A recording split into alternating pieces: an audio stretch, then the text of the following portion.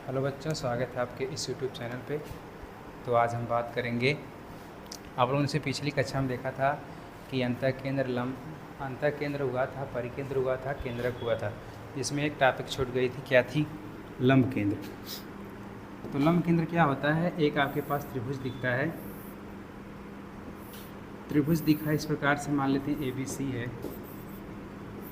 यानी BC के सामने वाला शीर्ष A है, उस पर आप लंब डालें। फिर AC के सामने वाला शीर्ष B है, उससे लंब डालें, फिर इससे लंब डालें, तो ये तीनों बिंदुओं का कटान बिंदु दिखा, तो यही आपका क्या कहलाता है? लंब केंद्र कहलाता है। ठीक, यानी किसी शीर्ष से उसके विपरीत, किसी भुजा के उसके विपरीत शीर्ष से डाला गया लंब एक दूसरे को किसी बिंदु पर क्या करते हैं? काटते हैं, उसी को क्या कहेंगे? लंब केंद्र कहेंगे।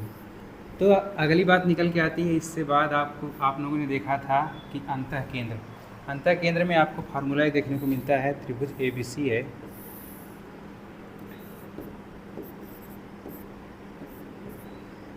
B का अर्धक और C के अर्धक से एक कोण बनता है। यानी अंतः केंद्र क्या होता है?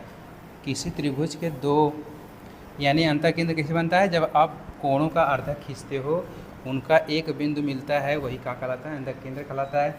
तो यहाँ से एक सूत्र निकल के आता है, मान लेते हैं यह बिंदु O है, तो यहाँ से कोण BOC का मान पूछता है, तो होता है 90 + 1/2 कोण A।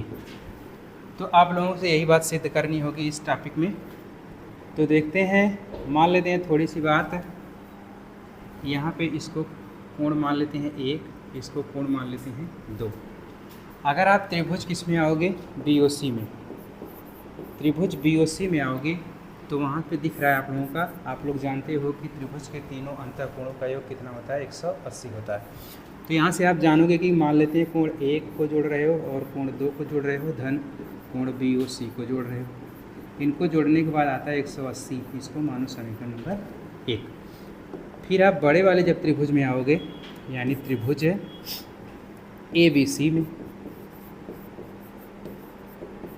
त्रिभुज ABC में आओगे तो फिर वही प्रमेय कि त्रिभुज के तीनों अंतःकोणों का योग कितना होगा? 180 होगा। A कोण, कोण B कोण और कोण C बराबर कितना? 180।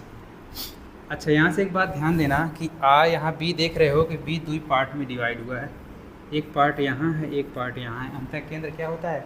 कोणों का अर्धक खींचते हो, यानी E कोण इस कोण के क्या होगा? बराबर होगा, और यहाँ पे भी C जो कोण बन रहा है, E कोण इस कोण के बराबर होगा। तो यहाँ से आप थोड़ी सी बात लिखना, कोण A B के स्थान पे क्या लिख सकते हो? यह भी कोण 1 हो सकता है, यही भी कोण 1, यह भी कोण 2 है, तो यह भी कोण 2 हो सकता है। तो यहाँ से कोण B बराबर लिख सकते हो कोण 1 धन कोण 1, और कोण C बराबर लिख सकते हो कोण 2 धन कोण 2, बराबर कितना मिलेगा? 180। और अब जानते हो 1 1 मिल के 2 होगा, तो प्लस 2 कोण 1 हो जाएगा, धन 2 कोण 2 हो जाएगा, बराबर 180 हो जाएगा। ठीक, तो आप क्या करोगे? यहाँ से थोड़ा सा 2 कॉमन ले लो, कोण A धन 2 कॉमन लोगे तो कोण 1 धन कोण 2 बराबर मिलेगा 180 अंश। अब क्या करो, इसको यहीं पे रहने दो और सबको उठा के भेज दो उसके पास। तो यहाँ से कोण 1 धन कोण 2 बराबर क्या मिलेगा? 180 माइनस का कोण A मिलेगा। अब यहाँ से 2 गुणा में है तो उधर जाएगा, तो इसके भी भाग हो जाएगा और इसका भी भाग हो जाएगा। तो भाग करोगे तो कोण 1 धन कोण 2 बराबर मिलेगा 90 माइनस कोण A/2। अब इसी को क्या करो, इसको मानो समीकरण नंबर 3, 2 मान लो। समीकरण 2 जब मानोगे, अब इसी का मान उठा के समीकरण 1 में रख दो।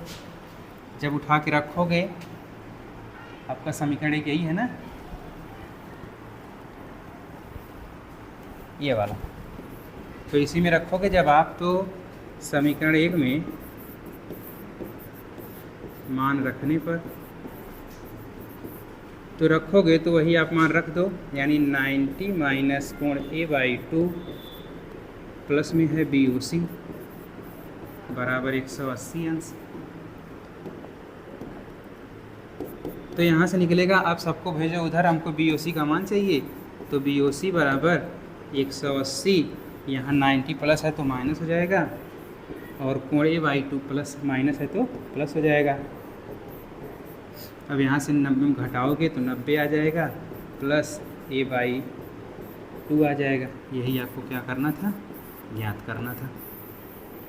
यानी BOC का मान निकला कितना, 90 प्लस 1/2 या A/2 कोण 1। ठीक, तो आज के लिए इतना ही, मिलते हैं नेक्स्ट वीडियो में।